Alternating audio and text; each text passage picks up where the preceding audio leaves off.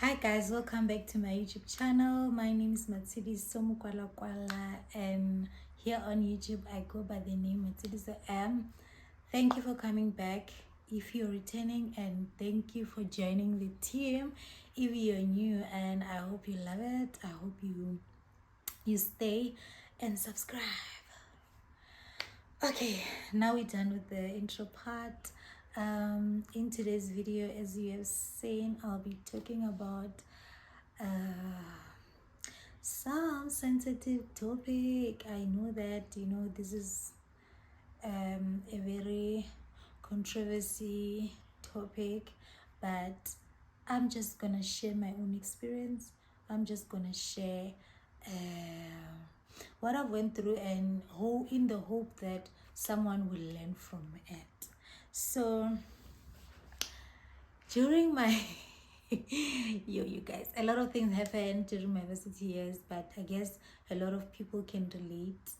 Yeah, a lot of our varsity years, actually a lot of our 20s are years of discovery, making mistakes, learning from them, going through things. But I love people who share their experiences. I love people who have their own voice to share what they've been through and the lessons they've learned, because even if you don't see it, but it really helps somebody who is on the other side of consuming the content that we are doing.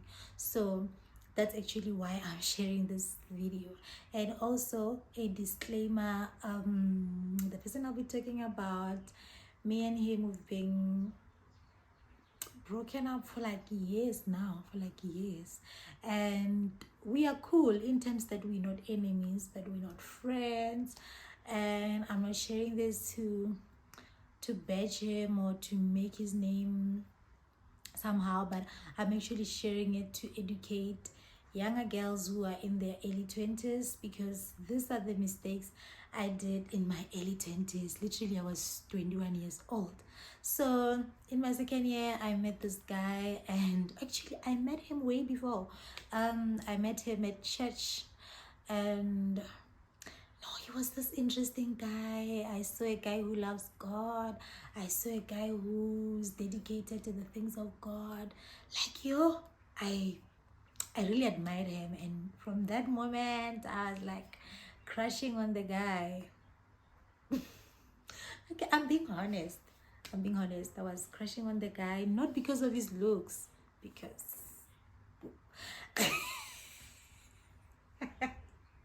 okay, I was crushing on him because of how committed he is to God. Yeah. So, but he didn't honestly see me that way, if I'm thinking correctly. He was just the normal brother to me, and we didn't even talk that much then. Like, you just greet me and leave. So that was the situation. So fast forward, I was home, and I had my uncle and our pastor talking about him, and they were talking of how dedicated he is, how of a good son he is, like all these good things. I'm like, that's my man child. I'm embarrassed, but it's fine. Yeah, they were saying all these good things. I'm blushing because I'm in that moment. I'm in that moment. So fast forward, I met him here at UL. We met. He was with his friend, and mind you, this friend that he was with in high school, this friend was crushing me. Actually, we once did flirts. Yeah, but we never dated actually. So he was with his friend and all of those. So after that, we just started talking. I think we exchanged numbers. We just started talking, and whenever I'm going through things, I'll call him and he would comfort me. He knew the word.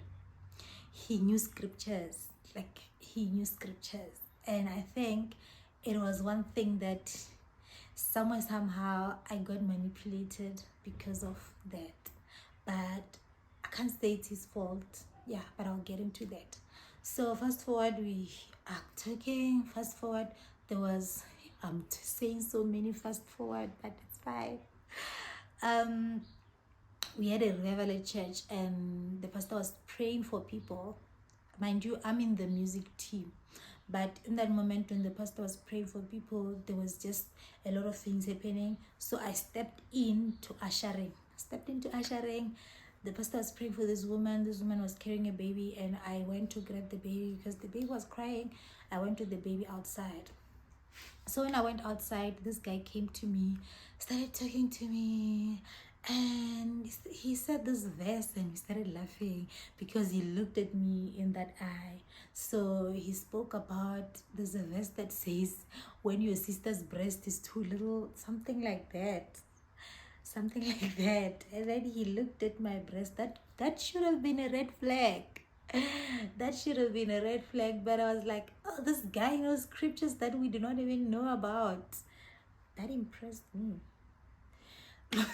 Bombastic side eye, but it's fine. Fast forward, at UL, we're talking every day, we're going on just ice cream dates, but nothing official, nothing is being said. And at that moment, I'm starting to like the guy. Like, now it moves from really being a crush, because we know we can crush people, and innocently so. But at that moment, I was liking the guy. Like, I was like, oh my God, I hope he's feeling the same way about me. But he was really treating me like a little sister. And a disclaimer, ladies, a guy who's not your brother can never be your brother. Thank you. So make that boundary. They can be your brother in the Lord, but never mistaken them to be your brother, like brother. Don't. I've seen fire there. So a disclaimer on that. So I was like, yeah. So one day he asked me to come with him to Polokwane, not knowing or we're gonna end up having a date. So I was accompanying him to Polokwane, blah blah blah blah. We had a date, and then that's when he asked me to be his girlfriend. How did he really ask me? Yeah, he asked me to be that. He said to me that I love you. Yeah, he looked me in the eyes like, I love you. And I was like, finally. Then didn't even waste his time, but like, I was just like, I'm in already. I was seeing a tent. I was seeing my wedding gown, and already I was seeing a wedding gown. I was seeing a tent. I was seeing myself walking down the aisle with my man, and my friend told me that I don't like this guy, and I was like, that's a problem. And she kept on saying, I don't like this guy. And I'm like, your friend, deal with it. I was like, friend, deal with it. Because I like this man. I like this guy. And one day we were talking. And at this moment, he was no longer part of our church. Bear that in mind. He had a fallout with our pastor. I don't know what. But he did explain that... apparently the reason being why he was separating with our pastor, he was saying that our pastor wanted to control his life. He was choosing friends for him, and now he cannot do that because his friends, he's been friends with him since from a young age. So I was like, that's very wrong. And I was like, why don't you express that to the pastor? I don't think he'll be having any problem. But he was like, I'm done with the church. Then from there, he was just done with church in totality. Like it felt like he was done with God, because the things that we would do, things that we would do. And I was like, I don't want to be a boring girlfriend. So I found myself compromising my values, compromising myself. And because I was in love, I was like, this man is my man. I'm gonna marry him. I'm gonna, do kingdom together. We're gonna have kids, all of those things. And within 2 months, I'm already seeing flames. One day he asked me to come to his place. I was going to his place, and we were doing everything, everything that you get me. We're doing everything to the point, even sometimes you'll be drinking some concoction alcohol thingy, and then he would also give me to drink, and I was drinking because my man. So this story makes me laugh. So yeah, that was the basics. That is where the story started. One day he called me to his place. I was going there, and it was at night, and I was using the school transport. On our way, I'm telling him that I'm coming over the phone. And as I'm telling him that, as I'm chatting with him, I see his profile picture changing, and it's changing to him and this other girl that I do not know. And then when I got to his place, I was fuming, I was angry, and he saw that I'm angry, and he was not even entertaining me. Like, he was not even in the business of asking me what's happening. I had to voice out and be like, I saw this, and so I told him I saw your profile picture, and that time he had already deleted it, or he one of the two, either he did hide me or he deleted the profile picture. But already I had seen it, and already I took screenshot. So I told him about it, and then he told me that I don't have time to explain myself if you have already made conclusions. Get me? That was when the gaslighting started, the manipulating started. So he said to me, CD, if you concluded, I have no business explaining you what's going on because you've made your own conclusions, and I'm using gay. And I was like, okay, I had to humble myself. I was like, no, I haven't made conclusions. I just want to know what's going on. And he said to me, that's my friend's cousin, and they were here in my room, and because I'm using the best camera, they started taking pictures with my phone. At that moment, he was using the BlackBerry, the recent vision of BlackBerry. So BlackBerry was a thing at some point. So it was like they were shooting with my phone, and I took a picture of this girl, and imagine the picture was of him and this girl. This girl was kissing his cheek, and they were really cozy, man. They were really cozy. And then he just said that to me, and that was it. So I was supposed to accept that. I had no choice. And then I was like, ish, let me just stop this thing of me causing problem in our relationships. Let me just forget about it. He was with his cousin's friend, and they took pictures. And then I asked him, why did it end up on your profile picture? And he was like, no, the friend was sending himself these pictures, and then the cousin of the friend was sending herself these pictures, and then she just took this picture, and then she posted it as the profile picture, and I didn't see it. I didn't see that she posted herself, blah blah blah blah blah, and hence you see now I deleted it. Guys, I believe my man.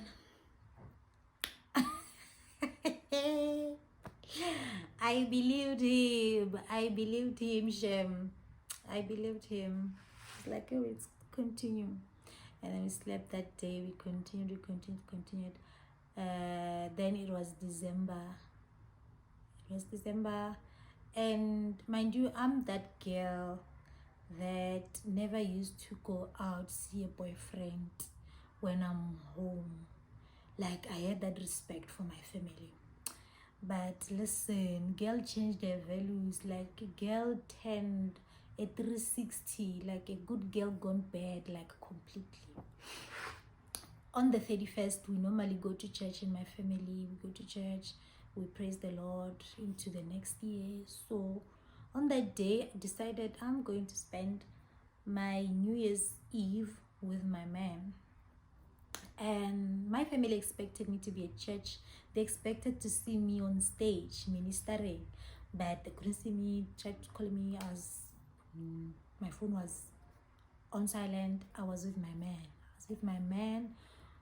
He came and picked me up, and we went to his place, went to his village, and then we were with his friends and his friend's girlfriend, and we were just drinking alcohol. Actually, they were drinking. I was not drinking that day.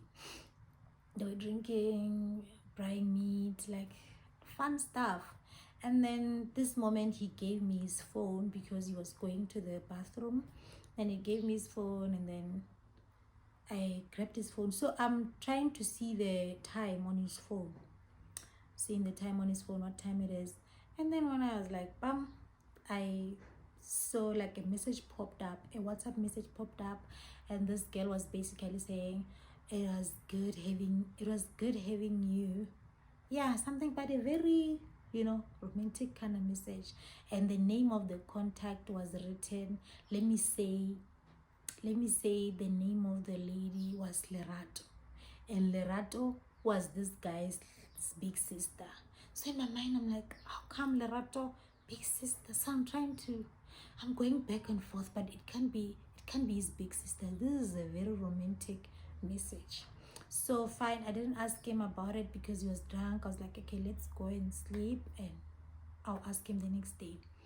Knowing my man, I was really scared to ask him because I was like, what if he gets angry with me, and our relationship is going fine? Why would I want to choose fights?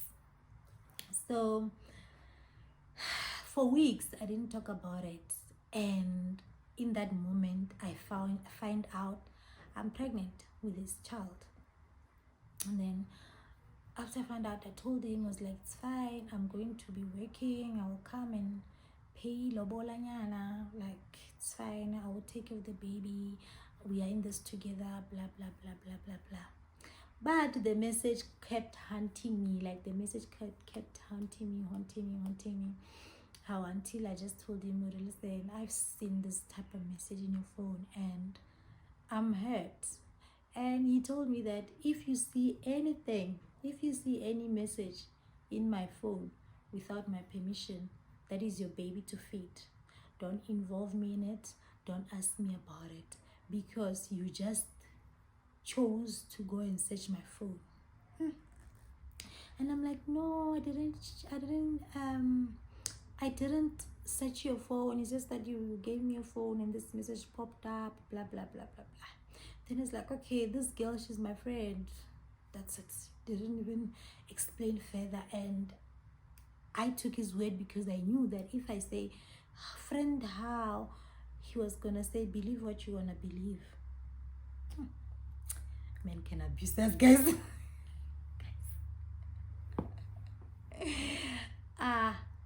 I can't believe that, like, I gaslighted myself like that, and I allowed another man to gaslight me like that.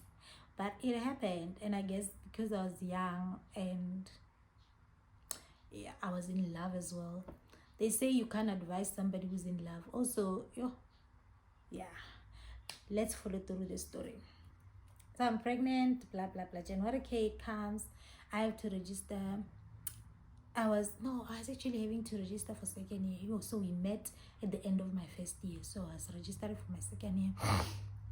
He wanted to register for honors because he was done with his degree. And then he was like, okay, he's going first because people who are registering for honors, they normally register before the undergrads. So he came to TAF, and he was not calling me the whole day. So me being me, I'm like, you know what, let me call my man, ask him how he's going, how did it go. And I'm calling him around 5 already. The university's closed. So yeah, I'm assuming he might be on the way back, or he might be done somewhere. So I'm calling him, he's not answering. So I text, I'm like, how did it go? And he didn't respond until 8. And this person, he's online, but he's not answering my calls, he's not answering my text. Chapo, I ended up being frustrated. I'm like, yo, dude, like, I'm trying to follow up on you, but you're not answering me and you're online. He sent a very simple message, and I was sending paragraphs. A very simple message was like, yo, TD, like, yo, you wallabies, like, you said what? Some simple word. Oh, he said that, like, I only have one mother, you can't be my mother, and I think let's just pull out the boots. I remember these words, I will never forget these words. Said to me, let's pull off the boots. And I asked, why? What do you mean? It's like, we are done. That night I didn't sleep. I was crying. I wanted to drink this other chemical. I wanted to kill myself. So this guy told me that let's break up. That time I'm pregnant.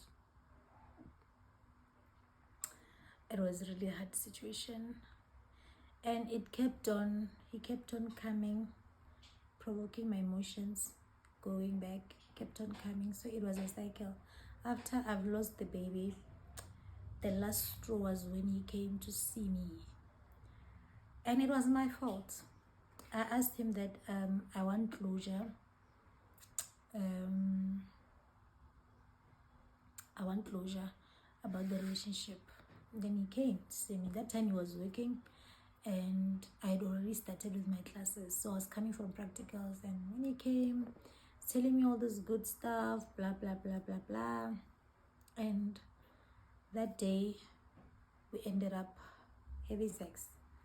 But after that, things went south. And I remember I just wanted to disappear.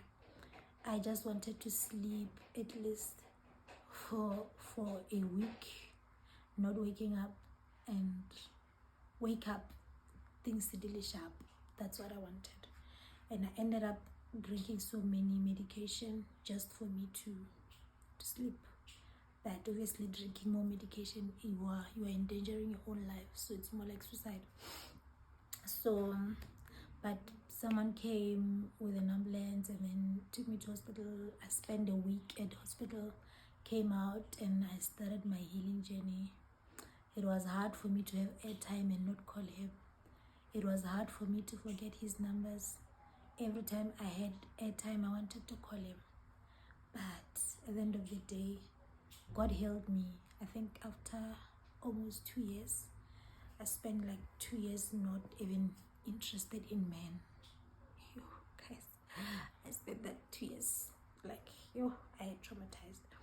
But I'm sharing this story not just for entertainment. Obviously, I can't entertain you with my traumas. I'm sharing this video not to shame the guy, but I guess there's something that we can learn out of my story. Or don't put, just because you see me singing at church, quoting scriptures at church, doesn't mean that I'm a saint, or doesn't mean that I'm good. So don't idolize relationships as well. Another problem, especially as women, I think brother, they've mastered the art of not idolizing a relationship, or rather, brother, not that they do not idolize a relationship.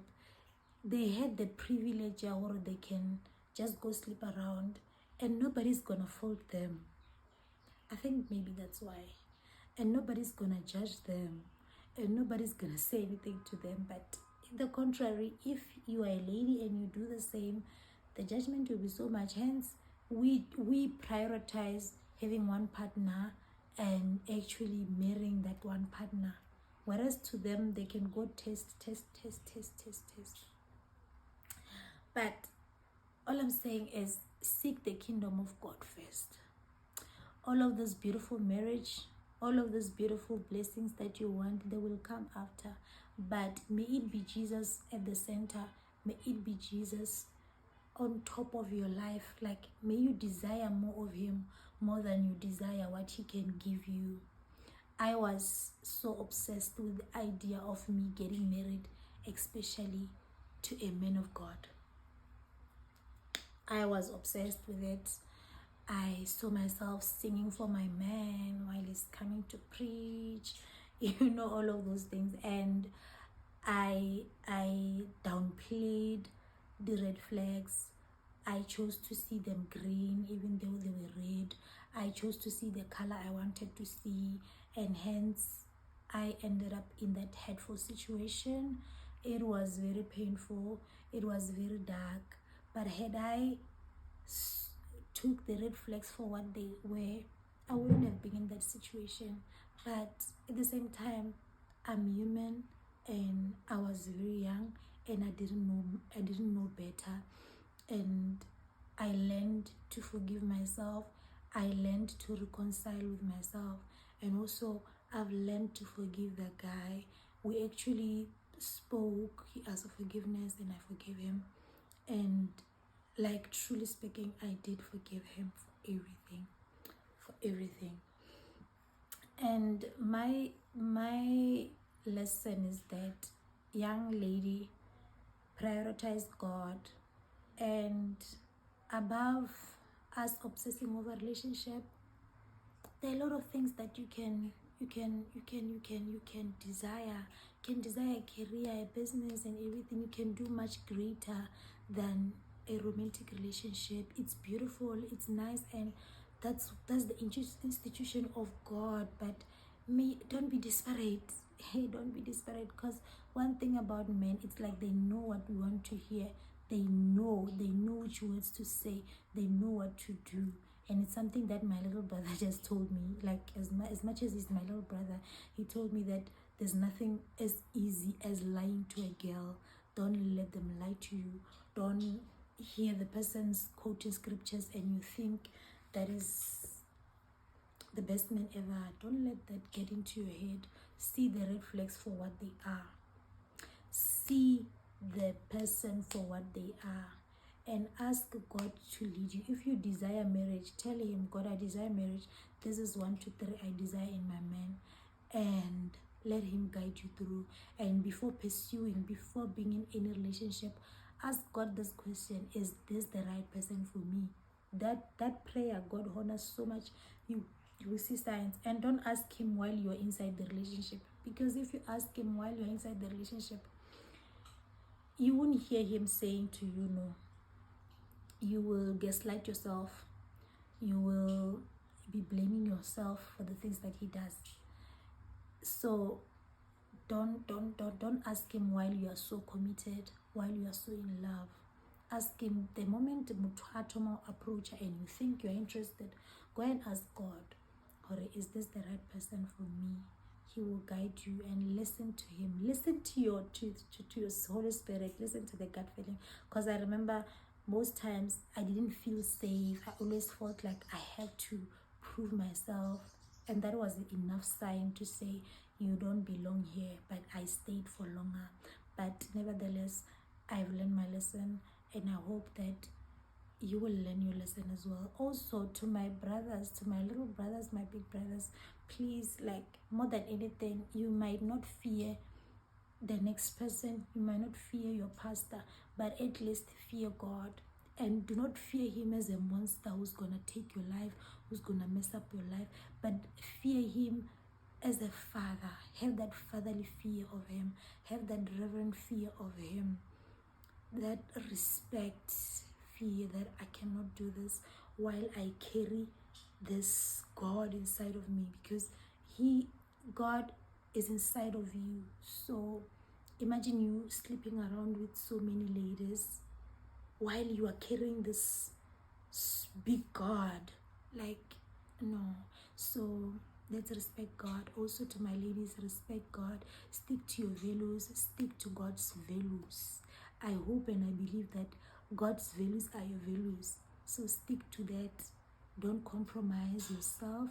Don't put yourself in situations where you will be taken advantage of. More than anything, don't obsess over relationship and marriage. It will come at the right time. Thank you for watching, and until the next video, bye.